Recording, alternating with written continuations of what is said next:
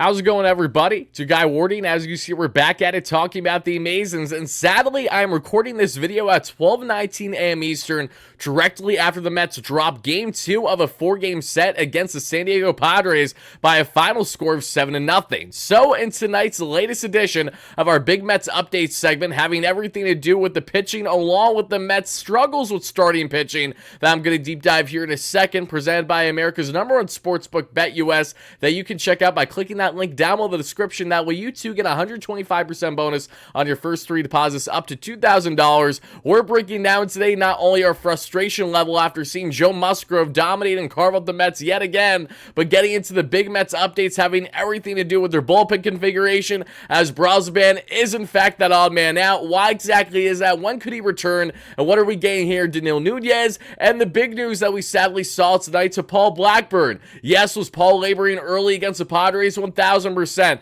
Did he deserve to be injured though and out for the rest of the game? No, he did not. So we're going to get into Blackburn and his injury and how significant this is currently for the Mets. Drew Gilbert, Mets top outfield prospect, the latest updates on him and everything in between. But I want to see your initial reactions to the latest updates down below in the comments, everybody. And before we deep dive and get into everything on all facets of the Mets Game 2 loss and everything in between here on these big Mets updates, let's hear a quick word from today's video sponsor at, yes, BetUS.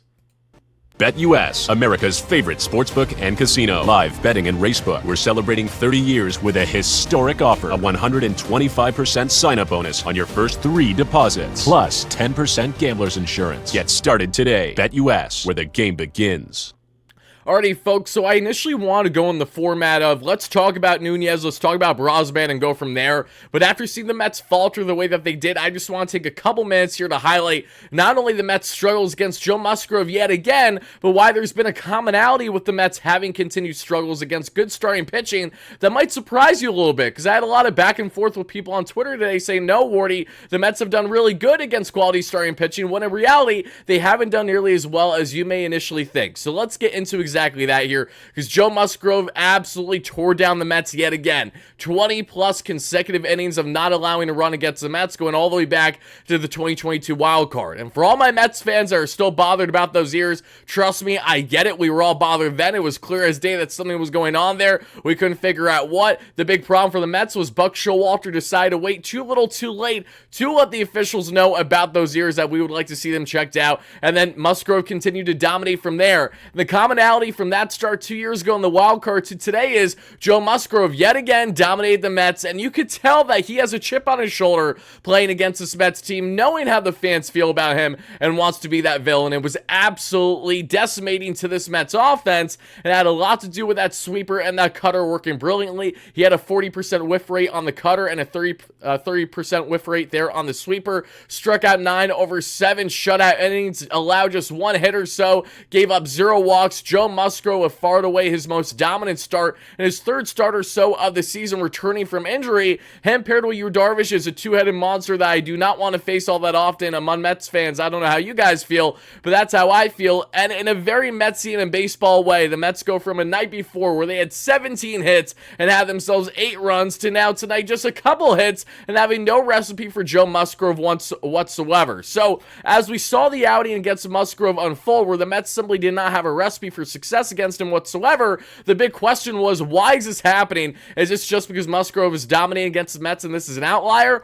or is there more to this? And I think both are a little bit true. Musgrove, with far and away his best start of the season, looked brilliant, commanded the zone so well, and really attacked those Mets hitters where they had nothing to show for it whatsoever. And then you have the Mets on the flip hand being a team that has had continued struggles against good starting pitching. Anthony Como came out with an article as we go back to August 11th, and I want to highlight this here because there's something to make a note of in this in particular. This was after the Mets were swept there by the Seattle Mariners and their starting staff, led by Logan Gilbert there, that we saw Luis Castillo. We didn't even see George Kirby. It didn't matter because they tore us up again for breakfast, lunch, and dinner. We see going back to that series, consider this, 13 times this season, the Mets have faced a starter of one of the 20 highest WAR, wins above replacement, total in the league as calculated by Fangraphs. Those pitchers have produced a 2 ERA against the Mets with nearly 4 times as many strikeouts strikeouts as walks. The Mets have failed to muster any earned run against 6 of those 13 starters, including guys like Logan Gilbert, Tyler Glasnow, and Logan Webb twice. They did play 2 or fewer earned runs, They played 2 or fewer earned runs 11 times, only once against the Padres' Dylan Cease, where the Mets had 9 hits and 3 runs and 2 earned against over 6.1 a day ago, was that guy again that the Mets have pounced on, funny enough. And throughout that span of August 11th to today, the only thing that has changed has been the competition level for the Mets. They have not faced really good pitching great teams since then. They haven't faced any aces really over that span, and even with the Mets, look at what they needed to do to secure a series victory over the Baltimore Orioles. They needed 2 walk-off victories where the bullpen shut them down, and the starting staff and Trevor Rogers was honestly fine over 5 innings. He was capable, and then he was sent down thereafter. Then we saw guys like Dean Kremer there, and afterwards, and their spot starter the next day, have perfectly fine outings against the Mets. Yes, we saw in Game 3 he didn't go overly deep there in Irvin, but still, the point is that even against lesser pitching, the Mets haven't pounced on the way that they did earlier this year, so it's not shocking that they have had this continued struggle against really good quality starting pitching. And the reason why I bring this up, Mets fans, is because this is not a shocker, because we have seen this earlier this year. Yes, the Mets have also pounced on Garrett Cole among other stars this year, but let's not forget the greater picture. They have had a lot of struggles against some of the bigger game pitchers that they'll have to face down the stretch here as they continue this West Coast trip there against the Padres and then the Diamondbacks, but then in the month of September against the Atlanta Braves, against the Philadelphia Phillies, and then against also other pieces in the Brewers or whoever it's going to be. The Mets do have a lot of tall tasks to climb still before ultimately reaching the mountain of postseason play if they can get there, but in the interim, they got to make sure that they can handle good quality starting pitching. At this point, they have definitely struggled, like a lot of other teams, I'd preface, but as a team pushing for playoffs 2.5 games out right now, they certainly need to be better. They know that. Hopefully we see that transpire as soon as humanly possible. But that's the latest for the Mets on their struggles with starting pitching after faltering 7-0 to Joe Musgrove and the Padres in Game 2 of a 4-game set there in San Diego. So now let's get into the big Mets updates as I mentioned, because let's start off with Mr. Danil Nunez. This is a man that I've been raving about for so long. Nunez, for those that aren't aware that have been sleeping under a rock, living under a rock, Nunez has posted just over a 2-year rate in 30+ innings this season. We're looking currently at a 12K per 9 to right around 2 walks per 9, a 10K to walk ratio, which is fantastic. Nunez, who has a lively fastball touching 98-99, slider touching high 80s. I call him our mini-me version of Mr. Edwin Diaz because he's very similar in his 1-2 punch of his arsenal and is brilliant as a setup option. Finally healthy, back with the Mets. This is a lively arm and probably the biggest piece that the Mets could have asked for post-trade deadline to actually have in-house here in Mr. Nunez. Now, as a corresponding move with Nunez, going to eat a lot of innings for the Mets down the stretch of the season in high-leverage situations. Oscar Brazoban, who was dominating with the Marlins up until being acquired by the Mets this season, has been sent down after giving up a couple runs and making things a lot shakier than they need to be for the Mets. Their ultimate 8-3 victory in Game 1 of their 4-game set. Oscar felt like he was walking everyone their mother through 40+ pitches, just like how Adam Ottavino did, as he didn't look too great, but again was thrown out there into the fire in Game 2 of that 4-game set that we just saw transpire. Oscar, who was looking brilliant with the Marlins, has since posted a 6.3 ERA in 10 innings with the Mets this season.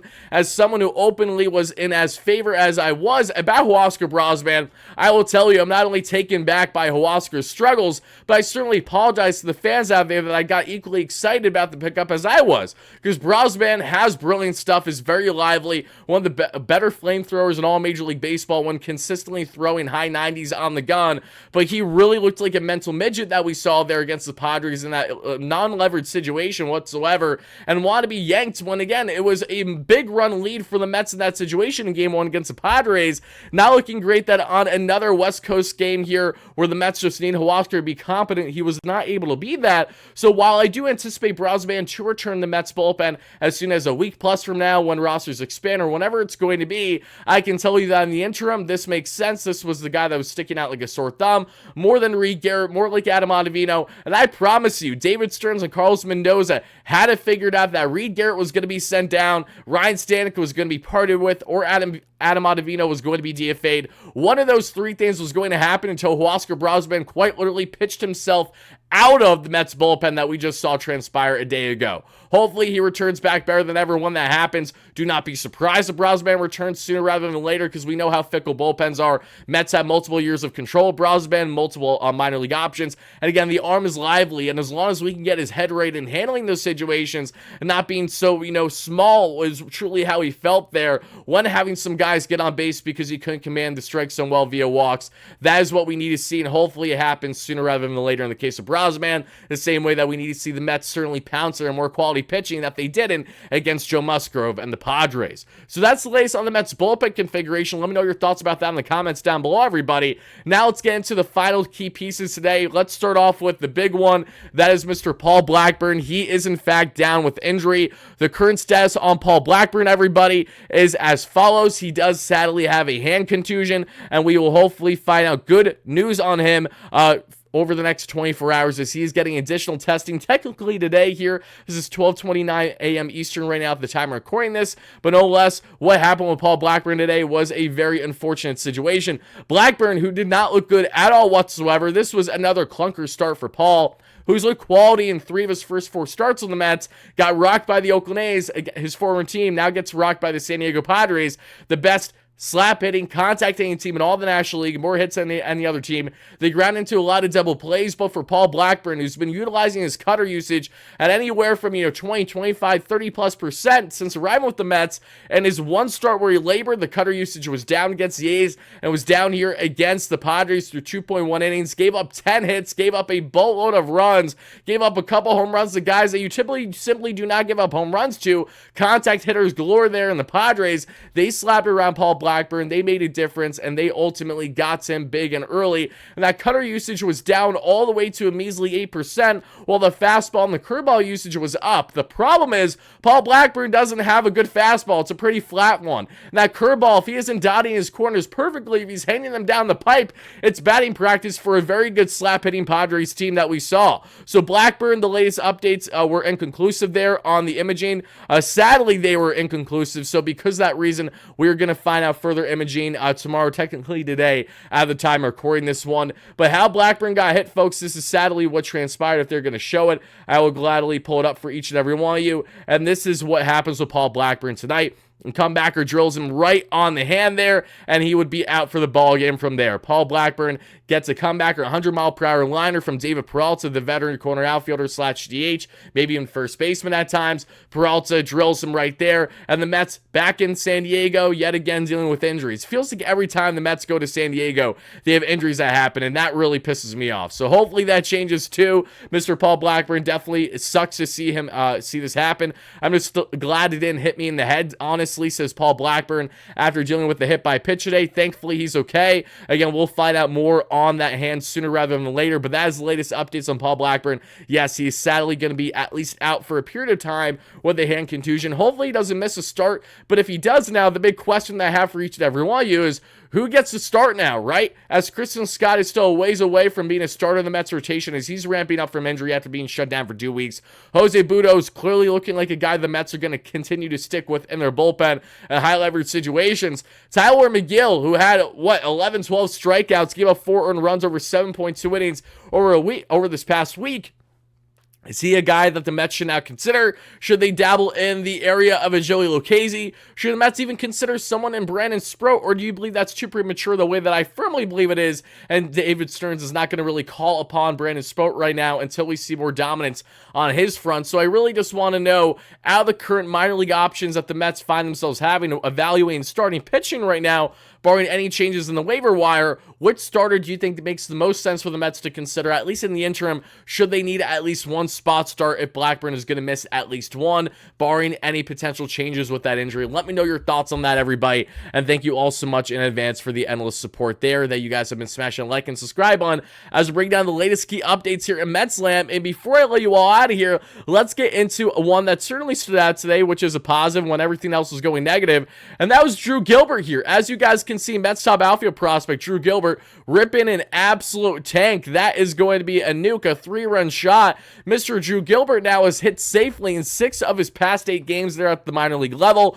Drew, who missed the vast majority of the minor league season at the AAA level due to a big hamstring injury, finally back, finally barreling baseballs. Drew Gilbert, who can definitely impact the Mets as soon as 2025 in their corner outfield configuration, as a guy that a lot of Mets fans are excited about, including myself. Gilbert, who has now hit not only safely in 6 of his past 8 games, but hit absolute tanks like the one that you just saw here in 2 of his past 3 games. So Mets top outfield prospect joining the group of DJ Stewart, Eddie Rosario, and all the other outfield minor league options the Mets have right now that have been hitting tanks as of late there for AAA Syracuse. Eddie hit a game-tying nuke a couple days ago. DJ hit a teddy bear walk-off bomb, and then we saw Drew Gilbert now with another home run. I think Drew had a home run in that walk-off game for the Mets a couple days ago as well. Either way, we were seeing a lot of these guys now starting to slug big time at the minor league level when evaluating these outfield options for the Mets. Something that they have an abundance of between Starling Marte, Jesse Winker, Harrison Bader, Brandon Nimmo, and Tyron Taylor. But now you enter the fold of not only Eddie Rosario, DJ Stewart, now you have here Drew Gilbert among others. Which one out of that mix, not named Brett Beatty, because Beatty's more of an infield option than anything, which of the outfield options do you think makes the most sense for the Mets to consider? Should they call up one of those 3 when the rosters expand, and if they decide not to defer to someone like Brett Beatty? Let me know your thoughts about that in the comments down below, everybody. Thank you again so much for watching, and make sure to let me know your initial reactions to the Mets' not only 7-0 frustrating loss over Mr. Joe Musgrove there in the Padres, but ultimately all your thoughts on the latest updates here at Mets land. Thank you all so much for watching, and stay tuned for consistent coverage and consistent Mets post-game coverage and all things Mets all in season and off season long for your #1 source in all Mets news, rumors, post-game shows, reaction shows, you name it. We got you covered here now, not only on YouTube and on Twitter, but wherever you get your audio podcasts. So make sure you leave a 5-star review if you enjoy our post-game coverage over there as well. And thank you so much in advance for doing so. And as always, no matter what,